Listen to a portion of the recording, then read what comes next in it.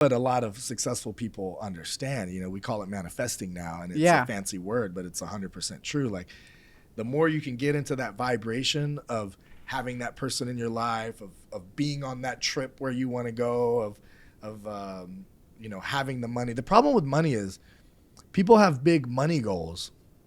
I want to have $100,000 in my bank account. I want to make $100,000 a year. I want to be a millionaire. I want to have a net worth of $1 million. What they fail to do, a reason why a lot of people don't hit those goals, is they fail to put a feeling beside it, because the money itself doesn't really give you a feeling. It's what the possibilities it creates that gives you a feeling. Yeah.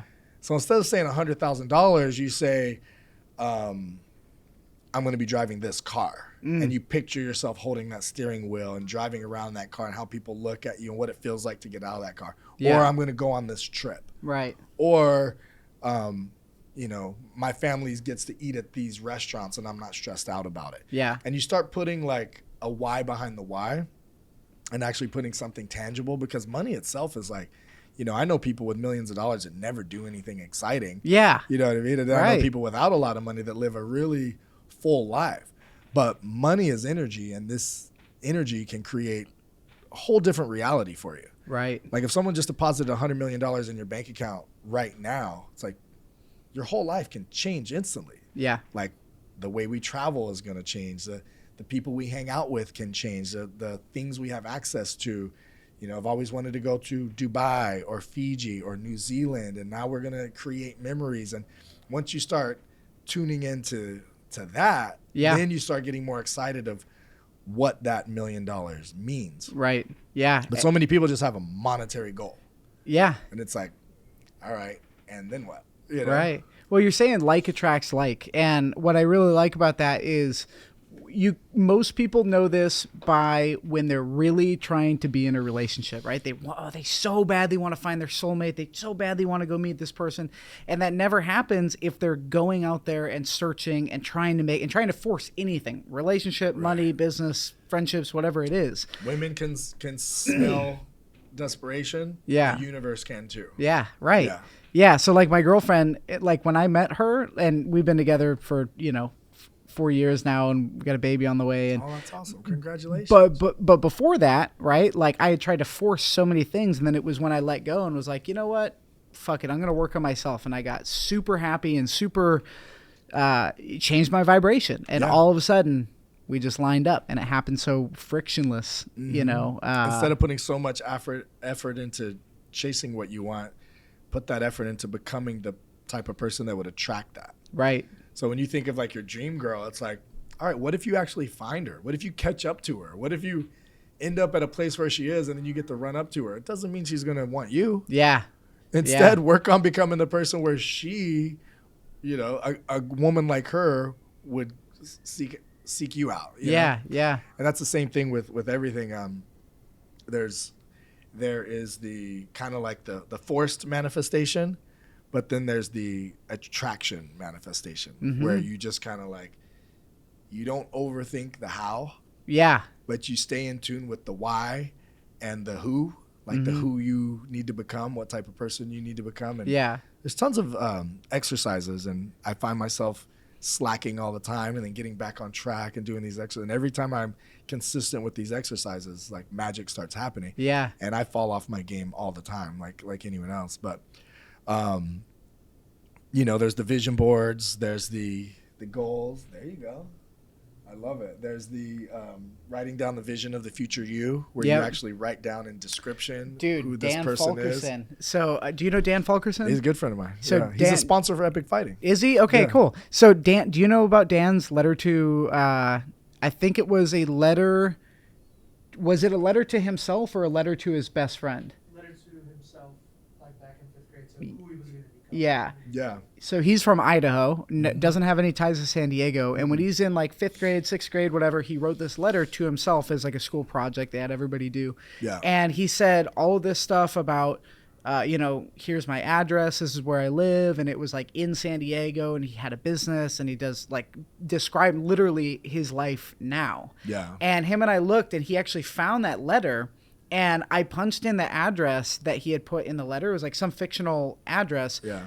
And it's like a block and a half from his house. That's insane. Insane, right? Like how, I mean, I remember him and I, when we found that, we were like sitting there like, what? Dude, what the hell? So this manifestation stuff is real. Yeah, I had a vision board and I put on there, you know, I'm just cutting stuff out of magazine and added it on there. And I was like, okay, I definitely want an SUV. What's a really nice SUV? And it was like, we found a silver Range Rover, put it on there. And then I was like, I was really into watches in my 20s, you know? Yeah. So the watch that I wanted was it was a Bentley Breitling watch. It was like Breitling Bentley edition. And I wanted the one with the Havana back, which was like this kind of brown back. But the only one I could find in a magazine had the white back. It was like the pearl or whatever. So I was like, all right, same thing. I'll put it on there. And when I go to get one, I'll get the one with the Havana back, obviously. Right.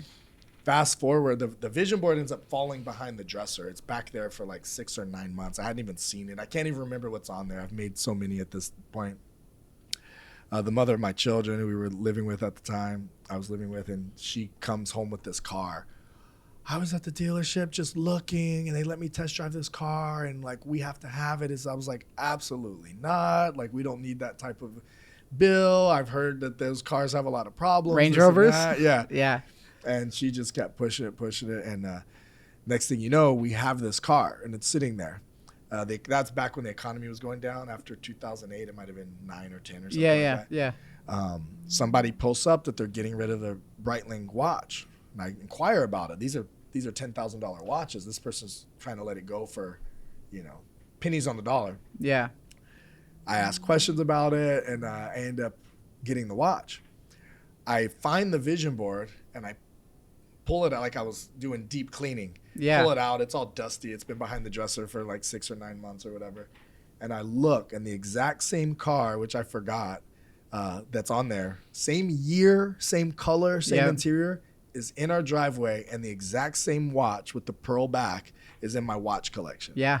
And it was like the eeriest, spookiest feeling. Yeah. You know, it was just like, I didn't even remember that I had put those on there. It was in your subconscious mind. It was in the subconscious. And do you see that Rolex that's on the top of that? Yeah. I have that watch now, just with the different color face, but same one. That's crazy how it works. And a lot of I'm constantly having to update this thing because things happen all the time. Like, you know, I had my blue belt on there forever, which I got to update that. But get the purple. But but you know, it's crazy what happens when we plant seeds in our subconscious mind.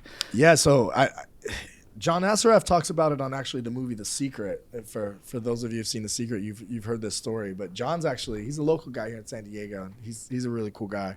Josh worked with John, right? Did you work with John Assaraf? No, not him. Josh. Where's Josh? Is he here today? No.